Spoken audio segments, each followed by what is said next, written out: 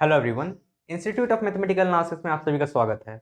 Last lecture में मैंने आपको बताया था open and closed sphere in a usual metric space, और आज हम डिस्कस करने जा रहे हैं open and closed sphere in a discrete metric space. तो बेसिकली डिस्क्रीट मेट्रिक स्पेस में हम ओपन स्फीयर और क्लोज्ड स्फीयर का कंस्ट्रक्शन किस तरह से कर सकते हैं, उस पर रेडियस का क्या रोल है, ये सब आज हम बहुत ही डिटेल में डिस्कस करने वाले हैं। तो इस वीडियो को एंड तक देखिएगा, और साथ ही साथ अगर आप इस चैनल पर नए हैं तो चैनल को सब्सक्राइब करना ना भूलिएगा। तो स्टार्ट करते हैं आज के लेक्चर को। तो जैसा कि आप लोग देख सकते हैं, हेडिंग है open and closed sphere in a discrete metric space, यानी डिस्क्रीट मेट्रिक स्पेस में हम ओपन स्फीयर और क्लोज्ड स्फीयर का कंस्ट्रक्शन करेंगे। तो कंस्ट्रक्शन में सबसे पहले तो डिस्क्रीट मेट्रिक स्पेस हमें पता होना चाहिए कि ये क्या होता है और मेट्रिक किस तरह से डिफाइन होता है। तो यहाँ मैंने लिख लिया है, let X be a non empty set, यानी डिस्क्रीट मेट्रिक स्पेस में, जैसा कि मैंने आपको पहले बता चुका हूं मैं, ये डिस्क्रीट मेट्रिक स्पेस, उसमें क्या लेते हैं, एक नॉन एम्प्टी सेट लेते हैं, और डी हम डिस्क्रीट मेट्रिक कहते हैं। और डिस्क्रीट मेट्रिक किस तरह से डिफाइन होता है, D X Y is equal to 1 if X is not equal to Y, and D X Y is equal to 0 if X is equal to Y, जहां X और वाई क्या है, capital x के कोई भी member है। यानी इस डी के पास सिर्फ और सिर्फ दो वैल्यू है, या तो 1 या तो 0। तो इसका क्या मतलब है, अगर x और y यानी ये दोनों जो कंपोनेंट है, ये दोनों जो एलिमेंट है x के, अगर ये दोनों डिस्टिंक्ट हुए तो d की वैल्यू क्या आ जाएगी, 1 आ जाएगी। और अगर ये दोनों सेम हुए तो d की वैल्यू 0 आ जाएगी। यही बेसिकली होता है डिस्क्रीट मेट्रिक। और इस x को अगर हम d के साथ एक पेयर में लिख दें तो ये डिस्क्रीट मेट्रिक स्पेस होता है। ठीक है, तो इतना हम लोग अभी जानते हैं डिस्क्रीट मेट्रिक स्पेस क्या होता है, हम ये जानते हैं। अब हम जानते हैं कि अब हमें करना क्या है, हमें कंस्ट्रक्शन करना है ओपन स्फीयर का। तो यहाँ पे हेडिंग है कंस्ट्रक्शन ऑफ ओपन स्फीयर। तो ओपन स्फीयर का कंस्ट्रक्शन करना है तो सबसे पहले तो हमारे पास उस स्फीयर का सेंटर होना चाहिए, और सेंटर के बाद हमारे पास एक रेडियस होना चाहिए। तो मैंने यहाँ मान लिया, let A belongs to X be the centre, यानी ए जो है, ए एक्स का कोई भी मेंबर है, और वो ए क्या है, सेंटर है स्फीयर का। ठीक है, और उसके बाद रेडियस आर ग्रेटर देन 0। हम जानते हैं कि आर जो ये जो रेडियस होता है वो हमेशा ग्रेटर देन 0 हम लोग कंसीडर करते हैं। तो R greater than 0 be the radius of the open sphere. अब देखिए, आर ग्रेटर देन 0 है तो आर के पास अब तीन चॉइसेस हैं, या तो वो 1 से छोटा होगा, या तो वो 1 के बराबर होगा, या तो वो 1 से बड़ा होगा। यही तीन चॉइसेस हैं आर के पास, क्योंकि आर ग्रेटर देन 0 ऑलरेडी है। तो आर लेस देन 1 कहने का मतलब ये नहीं है कि आर की वैल्यू हम निगेटिव ले लें। देखिए, ये कंडीशन तीनों में कॉमन है, आर की वैल्यू पॉजिटिव है, लेकिन पॉजिटिव है तो कितना पॉजिटिव है, आर 1 से छोटा है, या 1 के बराबर है, या 1 से बड़ा है। यही तीन पॉसिबिलिटी है रेडियस के पास। तो पहले केस में हम देखते हैं, पहले केस में क्या है कि आर 1 से छोटा है, यानी आर स्ट्रिक्टली लेस देन 1 है, और इसको हम इस कंडीशन के साथ कंबाइन कर लें तो 0 less than R is less than 1, यानी आर जो है वो 0 और 1 के बीच में लाई कर रहा है। आर की वैल्यू 0 नहीं हो सकती, और आर की वैल्यू यहाँ पे 1 नहीं हो सकती। तो आर जो है वो 0 और 1 के बीच में प्रॉपरली लाई करता है। ठीक है, तो अब इस केस में अगर हम ओपन स्फीयर का कंस्ट्रक्शन करें तो ये किस तरह से कंस्ट्रक्ट हो पाएगा। तो एस ए आर हम जानते हैं डेफिनेशन के अकॉर्डिंग, अगर इसको हम डेफिनेशन से लिखें, एस ए आर क्या है, ओपन स्फीयर का नोटेशन है, जिसका सेंटर ए है और रेडियस आर है। और आर किस तरह का रेडियस है, आर इस तरह का रेडियस है कि वो 0 से बड़ा है लेकिन 1 से छोटा है।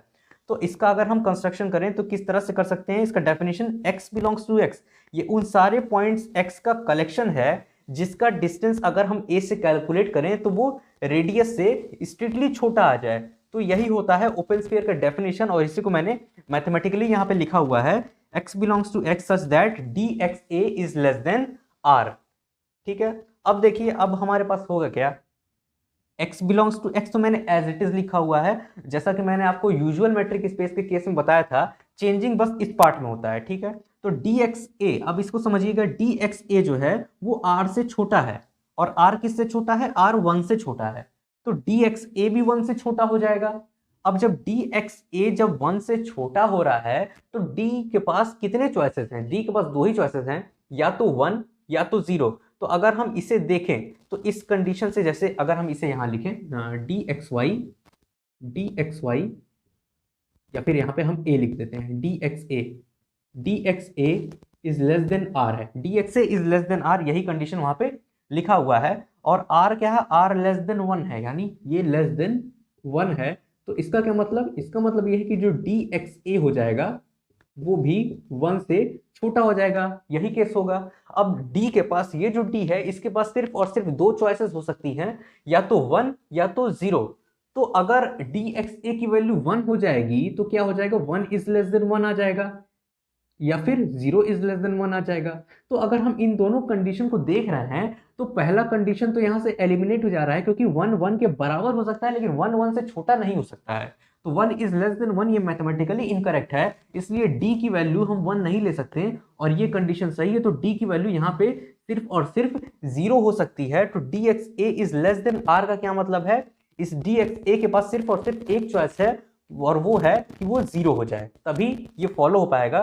तो dxa इज इक्वल टू 0, और dxa अगर 0 है तो इसका क्या मतलब, देखिए dxy अगर 0 है तो इसका मतलब x is equal to Y हो रहा है, और dxa अगर 0 है तो इसका मतलब x is equal to a हो जाएगा। तो इसीलिए लिखा हुआ है x is equal to a। देखिए dxa is equal to 0 implies x is equal to a, ठीक है।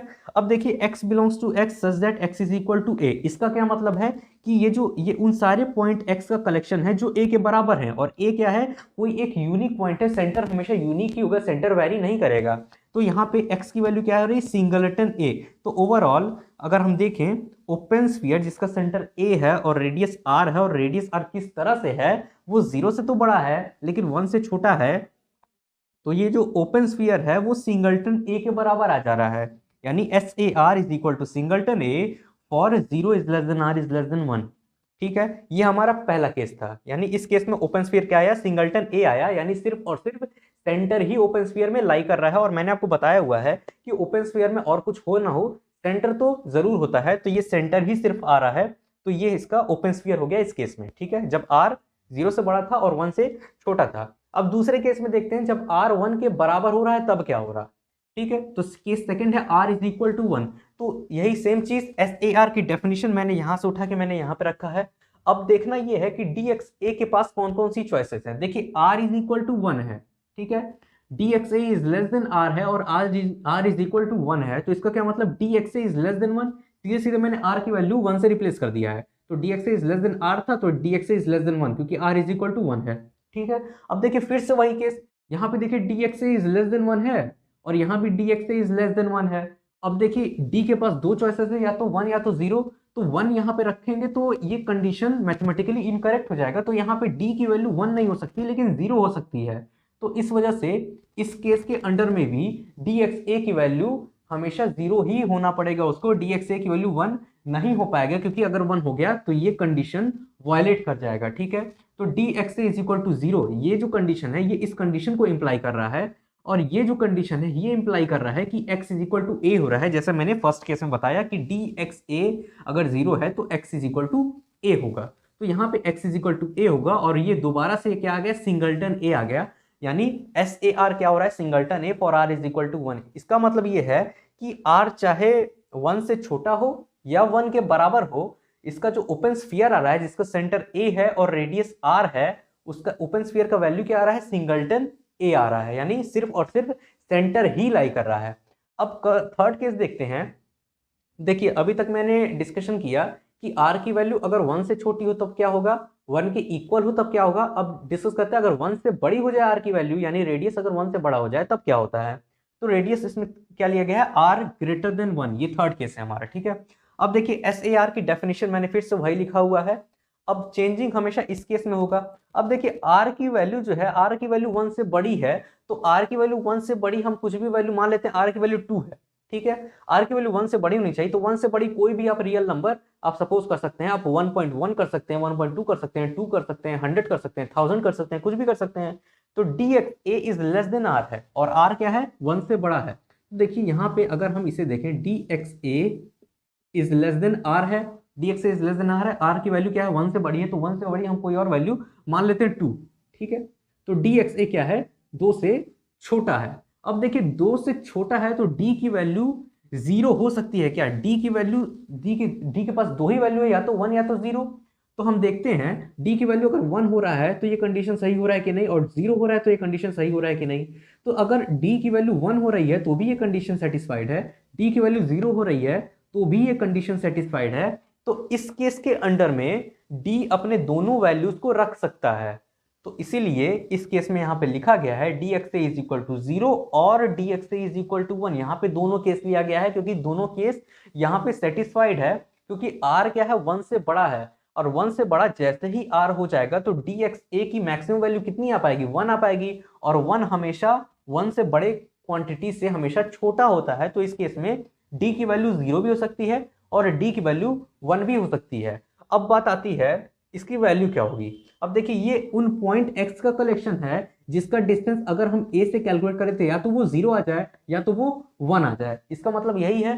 अब देखिए x में ढेर सारे एलिमेंट्स होंगे और dxy किस तरह से डिफाइन हो रहा है, 1 और 0 for all xy belongs to x, ठीक है। अब देखिए xy कुछ भी हो, d की वैल्यू या तो 1 आएगी या तो 0 ही आएगी, और इस केस में भी वही है, x की वैल्यू कुछ भी हो या तो वो 0 आ जाएगा d की वैल्यू, या तो d की वैल्यू 1 आ जाएगा। तो इसका क्या मतलब है कि ये जो x है, sorry x belongs to x, अगर हम इसका कलेक्शन ले लें, x का कोई भी एलिमेंट ले लें तो या तो वो 0 हो जाएगा या तो 1 हो जाएगा, कोई एक कंडीशन हमेशा सेटिस्फाई होगा। तो ये कैपिटल X के इक्वल आ जाएगा, यानी SAR क्या हो जाएगा इस केस में, पूरे स्पेस X के बराबर हो जाएगा। यानी अगर R ग्रेटर देन 1 हुआ, यानी R जो रेडियस है वो 1 से बड़ा हुआ, तो इसका ओपन स्फीयर क्या आ जाएगा, पूरे पूरे स्पेस के बराबर आ जाएगा।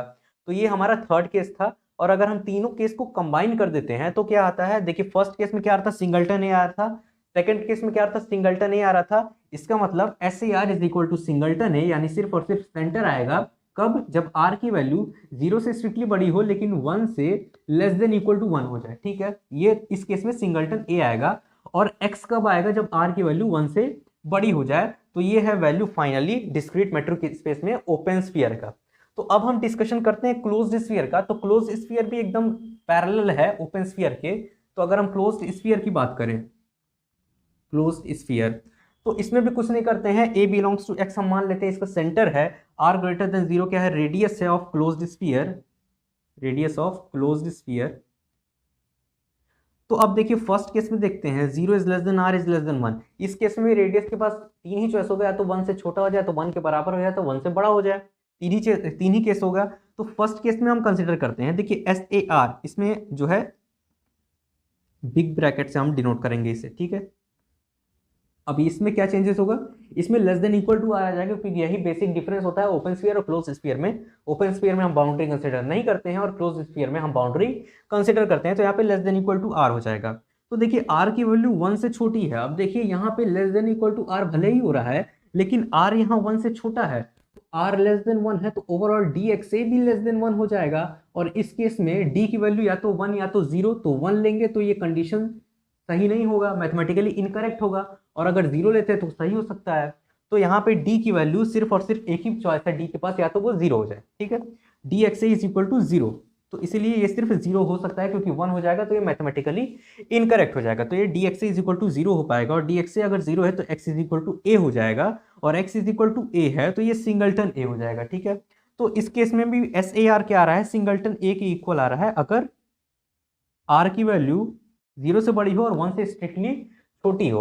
अब दूसरे केस में देखते हैं, केस 2 में क्या है, r is equal to 1। r is equal to 1 के केस में क्या होता है, देखिएगा यहाँ पे SAR क्या हो जाएगा, यहाँ पे जो क्लोज स्फीयर है इसमें भी सेम डेफिनेशन, बस यहाँ पे लेस देन इक्वल टू आ जाएगा, और r की वैल्यू अगर हम 1 पुट कर दे तो यहाँ भी लेस देन इक्वल टू आ जाएगा। तो इस केस में अगर देखिए, इस केस में d के पास कितने चॉइसेस हैं, या तो d की वैल्यू 0 हो सकती है या तो 1 हो सकती है। तो 0 is less than equal to 1, देखिए यही चॉइस आएगा, 0 is less than equal to 1 and 1 is less than equal to 1। तो ये भी कंडीशन सही है, ये भी कंडीशन सही है। तो इस केस में d अपने दोनों वैल्यूज को रख सकता है। तो यहाँ पे हम लिखेंगे और dxa इज इक्वल टू 1, ये लिख देंगे हम लोग। तो इस ऐसे क्या पता चल रहा है, ये उन सारे पॉइंट्स का कलेक्शन है जिसका डिस्टेंस a से या तो 0 हो जाए या तो 1 हो जाए। तो इसका क्या मतलब, पूरा का पूरा स्पेस ही आ जा रहा है इसमें। तो यहां से हम लिखेंगे, is equal to x, this implies SAR is equal to x for r is equal to 1। तो ये हो गया हमारा सेकंड केस, यानी ओपन स्फीयर के सेकंड केस में क्या आ रहा था, यहाँ पे सिंगलटन आ रहा था, लेकिन क्लोज स्फीयर के सेकंड केस में यहाँ पूरा पूरा स्पेस आ गया। अब देखिए r अगर 1 से बड़ा हो जाएगा, r अगर 1 से बड़ा हो जाएगा तो क्या हो जाएगा, यहाँ भी लेस देन इक्वल टू आ जाएगा। और r अगर 1 पे ये दोनों कंडीशन को रखता है तो 1 से बड़े क्वांटिटी पे भी रखेगा। अगर रेडियस अगर हम 1 ले लेते हैं और 1 पे पूरा पूरा स्पेस आ जा रहा है, तो रेडियस अगर हम और बड़ा कर देंगे तब तो ऑब्वियस सी बात है पूरा पूरा स्पेस फिर से आ जाएगा। तो इस केस में भी अगर देखें r की वैल्यू क्या है, 1 से बड़ी है, तो 1 से बड़ी हम मान लेते हैं 2 है, तो यहाँ पे क्या हो जाएगा, लेस देन इक्वल टू 2 आ जाएगा। तो 1 लेस देन इक्वल टू 2 ये भी कंडीशन सही है, और 0 is less than equal to 2 ये भी कंडीशन सही है। तो इस केस में भी दोनों आ रहा है, और इस केस में भी x आ जाएगा। इस केस में भी हमारा पूरा पूरा स्पेस आ जाएगा, यानी SAR इस केस में भी पूरा पूरा स्पेस आ रहा है और r इज ग्रेटर देन 1। तो ओवरऑल अगर हम क्लोज्ड स्फीयर की बात करें डिस्क्रीट मेट्रिक स्पेस में, तो यहाँ से क्या पता चलेगा, सिंगलटन ए कब आ रहा है, सिर्फ एक केस में आ रहा है, पहले केस में, ठीक है। तो यहाँ पे अगर r की वैल्यू 0 से बड़ी है और 1 से छोटी है तो यहाँ सिंगलटन ए आ रहा है। लेकिन अगर r की वैल्यू 1 या 1 से बड़ी है तो यहाँ पे पूरा का पूरा स्पेस आ जा रहा है। मैंने यहाँ पे सेकंड और थर्ड केस को कंबाइन किया हुआ है कि r इज इक्वल टू 1 पे x आ रहा है, r ग्रेटर देन 1 पे x आ रहा है, तो r greater than equal to 1 पे भी x ही आएगा। तो ये हमारा क्लोज्ड स्फीयर का डेफिनेशन है डिस्क्रीट मेट्रिक स्पेस में। तो होप आप लोग को लेक्चर समझ में आया होगा। अगर आपको ये लेक्चर अच्छा लगता है तो इस लेक्चर को लाइक करें, शेयर करें, और अगर आप इस चैनल पर नए हैं तो चैनल को सब्सक्राइब करना ना भूलें। और अगर आपको इसमें कोई डाउट होता है तो आप कमेंट सेक्शन में कमेंट कर सकते हैं। तो अपने नेक्स्ट लेक्चर में हम कुछ और मेट्रिक स्पेसेस में ओपन और क्लोज स्फीयर का कंस्ट्रक्शन करेंगे। तो मिलते हैं नेक्स्ट लेक्चर में। Have a nice day.